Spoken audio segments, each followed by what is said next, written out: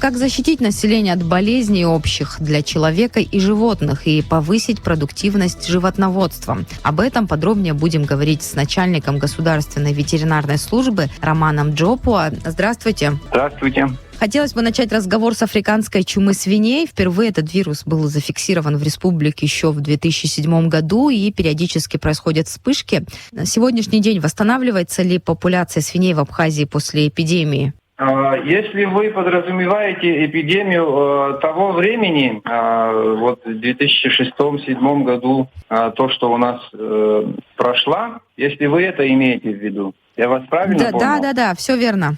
Да.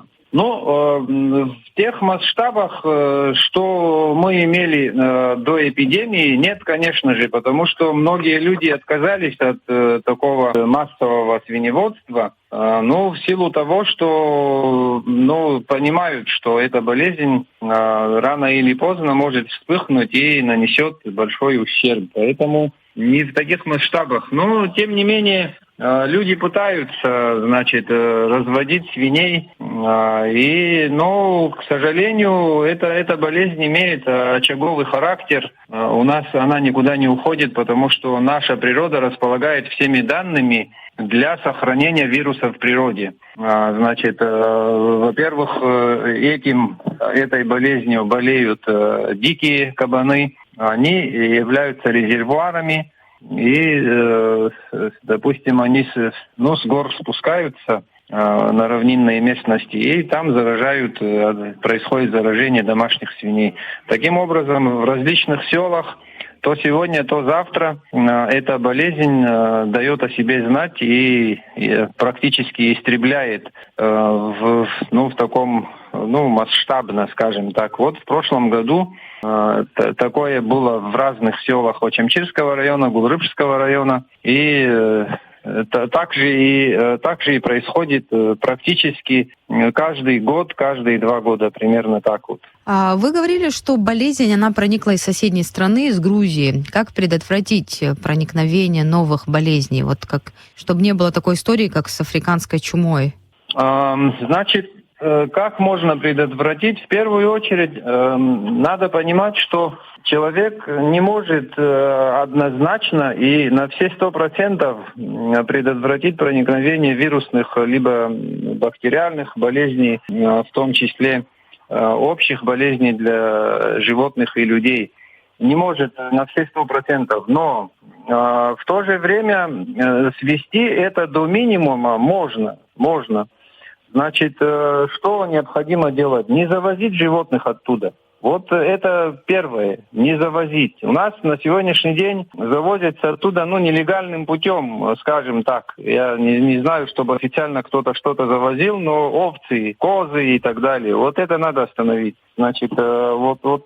Через них может пройти также, африканская чума, сейчас про нее мы не будем говорить, потому что она у нас есть уже, и она никуда не ушла, поэтому про нее можно забыть. Но есть новые заболевания, есть заболевания, которые не то чтобы в самой Грузии, но Грузия сообщается со всем миром, и туда очень легко проникают заболевания. Мы имеем сведения того, что там, возможно, у них есть и чума мелких жвачных. Есть такая болезнь, но очень серьезная, очень опасная, которая нанесет колоссальный урон всем нашим животноводам в плане, имеется в виду болезнь коз и овец. У нас много коз, как вам известно. Если эта болезнь сюда проникнет, то вызовет большущие волнения и проблемы. Поэтому надо понимать, что козы и овцы не должны завозиться с Грузии. Не должны. Но, с другой стороны, ветеринарная служба, она же тоже должна контролировать на границе, за какую продукцию завозят.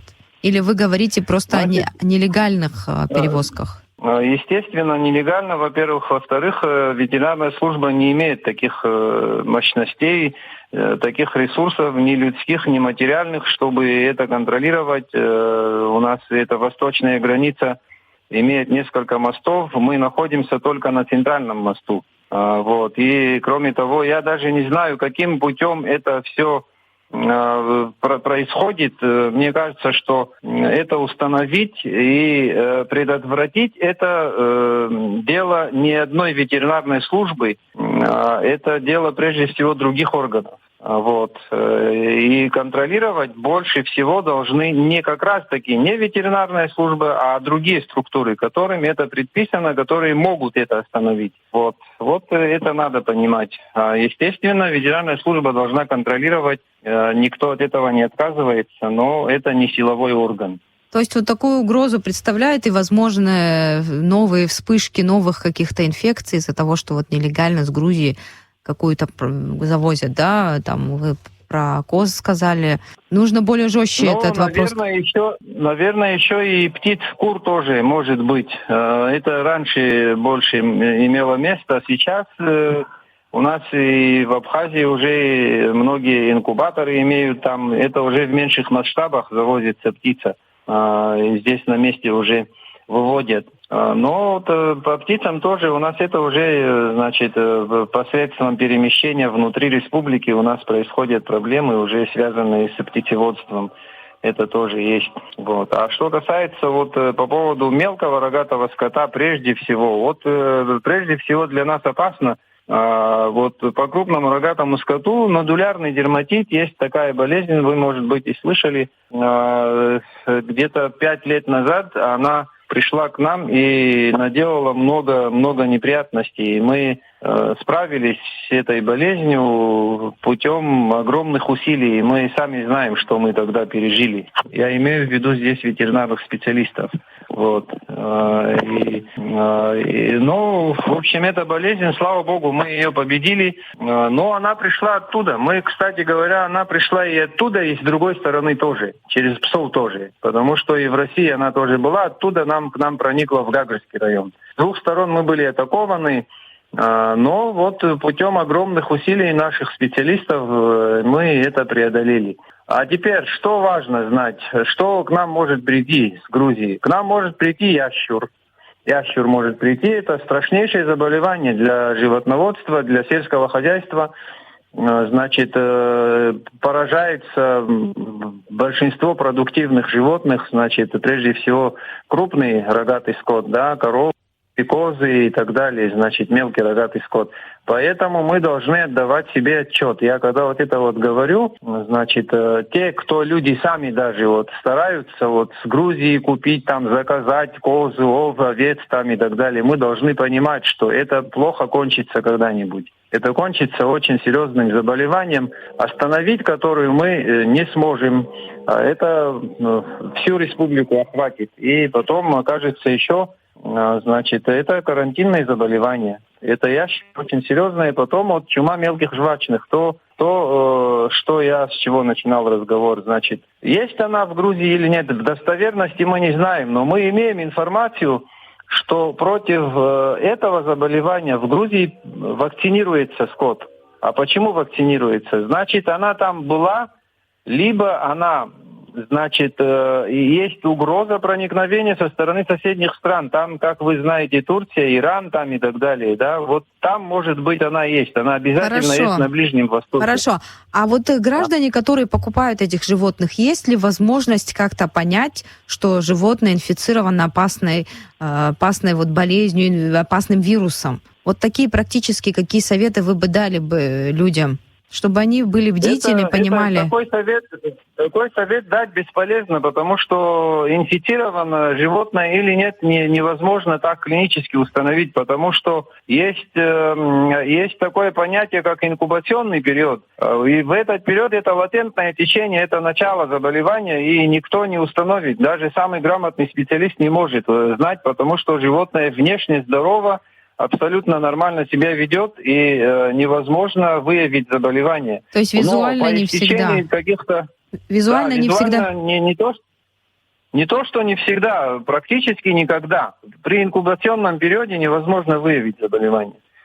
Оно выявляется при наступлении клинических признаков, таких, значит, явных симптомов, которые характерны при том либо ином заболевании. Это уже будет поздно. В чем проблема. А есть такое мнение, что вообще эти инфекции иногда некоторые распространяются клещами. Что нужно предпринять, чтобы максимально обезопасить свое хозяйство? Так, значит, вопрос интересный, конечно. Клещами распространяется как раз африканская чума свиней, возвращаясь к прошлому вопросу. Значит, это вот вирус африканской чумы переносится клещами. Вот так вот эта наука доказывает. Это первое. Второе. Что можно сделать? Конечно же, обработка против клещей. Не надо спокойно наблюдать за тем, как сосут кровь сосут у животных, значит, различного рода клещи. У нас их несколько тут видов. Вот. И именно в зимний, в весенний период и летом, может быть, даже больше. Значит, наблюдать спокойно не надо, надо обрабатывать. Для этого есть специальные средства. Да хотя бы механически тоже бороться с ними, механически. Вот. Это необходимо. Вы знаете, еще вот такие практические советы и для нас, и для наших слушателей. Иногда вот жители сел там выращивают скот там для себя, иногда заболевают животные заранее, режут животные, потом пытаются продать это мясо. Вот чтобы такое мясо больного животного не купить. Как это можно понять покупателю? И вообще, как вот такая продукция проверяется? То, что на рынке мы в итоге потом покупаем, как она проверяется, продукция, и как нам не ошибиться и купить качественное мясо?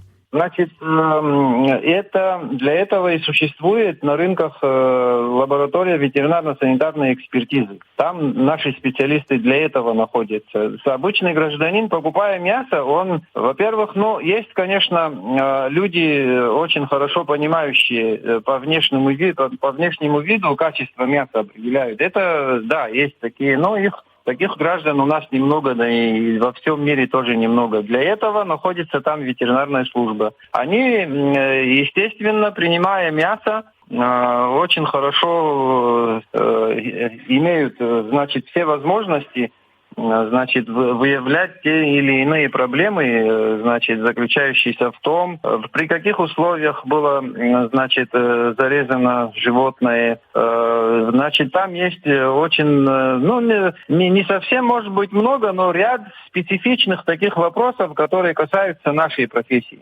Значит, в этом разбираются наши врачи-эксперты, которые несут там службу, и не допускают, если у вас есть какая-то такая информация, что там можно продать любое мясо, пожалуйста, вы нам доложите об этом, скажите, и тогда мы, значит, по-другому будем с ними беседовать. Я, насколько знаю, они довольно ответственные товарищи. В основном это мясо поступает на Сухумский рынок, и там люди сидят довольно грамотные, которые уже по 25, по 30 лет уже там работают. И с этим они очень активно противостоят, с тем, чтобы туда не поступало, значит, некачественное, недоброкачественное мясо. А то, как все это выглядит и чем, как, что, от чего отличается, сейчас я не смогу все это объяснить, это долгая история. Специфическая, да, тема.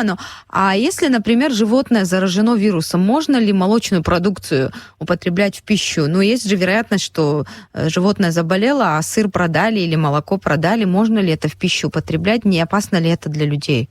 Значит, опять же, вопрос тоже специфичный. Если такая болезнь установлена, значит, естественно, дается инструкция со стороны ветеринарных специалистов. Все зависит от того, что это за заболевание. Есть целый ряд заболеваний, при которых нельзя употреблять пищу. Не говоря о том уже о продаже. Продажа строго запрещается, если это больное животное. Даже мы не будем уже говорить о серьезных каких-либо заболеваниях. Обычный, даже мастит, казалось бы, не угрожает жизни, да, здоровью животного, да, коровье в данном случае. Но при мастите молоко реализовывать нельзя. Вот представьте себе, значит, это не тяжелая болезнь, но однако продавать нельзя, сыр делать нельзя, употреблять в пищу нельзя, значит, надо лечить. Поэтому граждане, животноводы, они должны активно, значит, держать связь с ветеринарными специалистами. Вот к этому мы и призываем. Иногда, покупая сыр, мясо просто не на рынке, а у обычных, да, фермеров, мы рискуем, мы не знаем точно, что мы покупаем. Мы рискуем мало, но здесь от нас одних это не зависит, это от совести этих людей многое зависит. Во-первых, все должны выполнять план противоэпизоотических мероприятий, который разрабатывается в ветеринарной службе. В соответствии с этим планом проводится ряд важнейших мероприятий. Это вакцинации, это, значит, диагностика туберкулеза, бруцеллеза. Много там таких вопросов, которые необходимо соблюдать.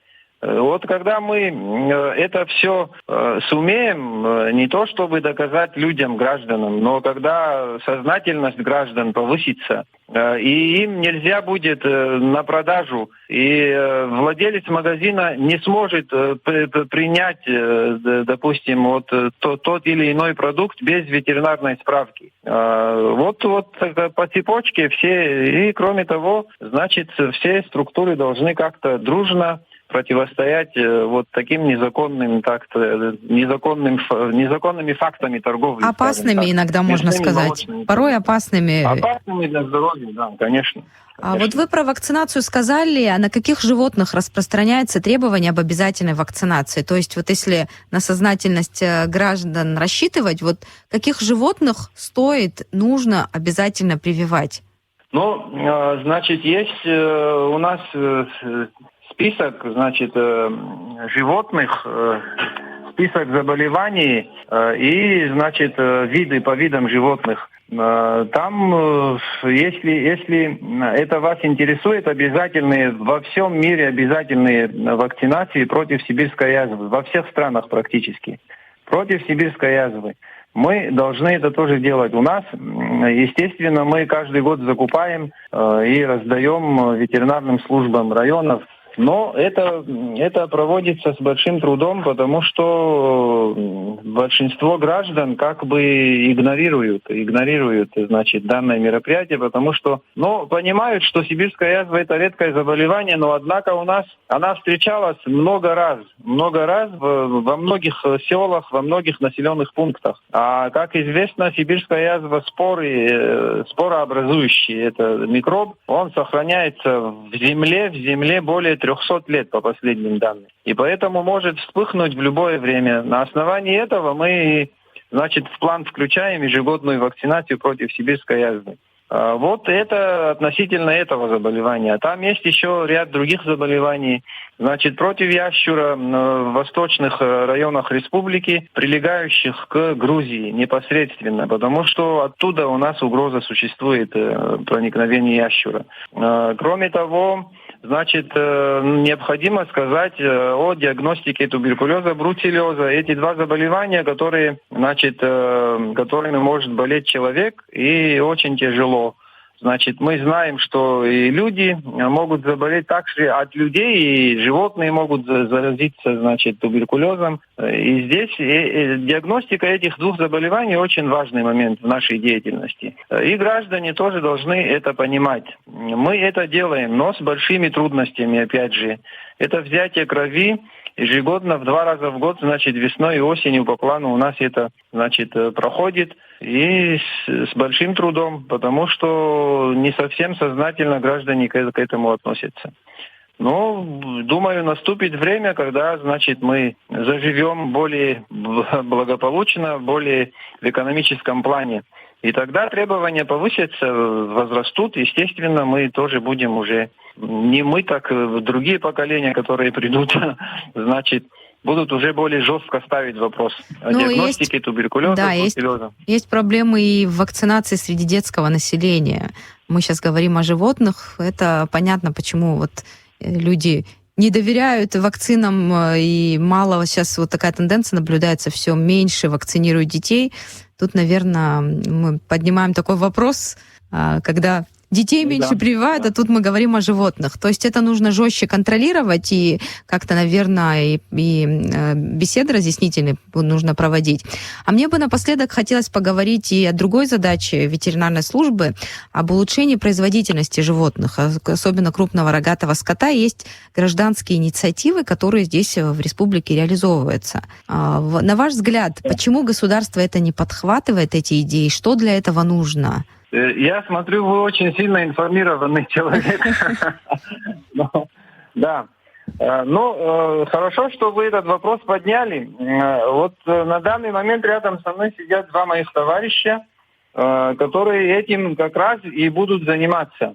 Значит, государство не сидит сложа руки в этом вопросе. Этот вопрос очень непростой. Мы давно этим занимаемся, подготовительной работой вот этого всего. Значит, эта работа, в общем, называя вещи своими именами, это называется искусственное семенение. Так? Вы же это имеете в виду? Да, все верно. Да. Значит, искусственное семенение у нас еще года 3 назад к нам обратилось Министерство сельского хозяйства Российской Федерации, которое изъявило желание помочь нам наладить эту работу. Значит, через наше Министерство сельского хозяйства. И нам они сделали ряд таких подарков, скажем так, да, и дальше тоже вопрос стоял о том, чтобы нас снабдить всем необходимым, отправить на обучение наших сотрудников. Ну, они и так обучены, у них у всех высшее образование, достойные люди, достойные сотрудники, но однако нужно было, как повышение квалификации. Мы это тоже сделали, отправляли их на повышение квалификации. Они прошли курсы, вернулись. Но однако, вот, к сожалению, застопорился этот вопрос, и на протяжении 3 лет мы как не обращались к российской стороне, к сожалению, этот вопрос так и замолкал. Мы не получали ответа вразумительного. И так дальше мы уже пошли, так сказать, своими силами с Министерством сельского хозяйства решили решить вопрос своими силами. Вот на данном этапе мы пытаемся завести уже материал, частично уже завезен, но однако сам главный материал, там семьи быков, находится в сочинской территории, не пропускают через границу. Сейчас этой проблемой тоже занимаемся, и как только удастся завести, потом мы запустим это дело. Запустим. Мы сейчас занимаемся подготовкой. Здесь есть такое вещество, слышали, может, жидкий азот, это хладагент, который замораживает, значит, этот материал, его необходимо держать в глубокой заморозке. Вот такие вот проблемы, но этот вопрос, так сказать, решает государство таким способом. Проблемы, но, судя по всему, решаемые. Вот как вы планируете начать этот проект? С каких-то районов? Думали ли уже об этом? Мы, планируем начать таким образом. Значит, естественно, будут объявления при вашей помощи, при помощи других средств массовой информации. И по минимальным ценам. Мы вообще хотели для граждан в течение года это делать бесплатно, но не получилось, к сожалению. Поэтому какие-то очень доступные цены хотим установить. Это все юридически нужно, значит, подбирать, так сказать, документы, значит, составлять и все прочее. Там дело, связанное с деньгами, с финансами, это все не так просто в наших условиях. Но это будет поручено одной нашей организации подведомственной. И со всей ответственностью и будет, значит, налажена эта работа. Ну, пока немножко, может быть, преждевременно обо всех тонкостях это говорить, но, тем не менее, мы в недалеком будущем, я думаю, что будем успешно это применять на практике. Роман Владимирович, я хочу вас поблагодарить. Я уверена, что эта программа даст плоды. Мы вот с вами уже будем говорить по итогам. Спасибо вам. А я напомню нашим слушателям о том, как защитить население от болезней общих для человека и животных, повысить продуктивность животноводства. Об этом подробнее говорили с начальником Государственной ветеринарной службы Романом Джопуа. С вами был «Посредник». Диалог с властью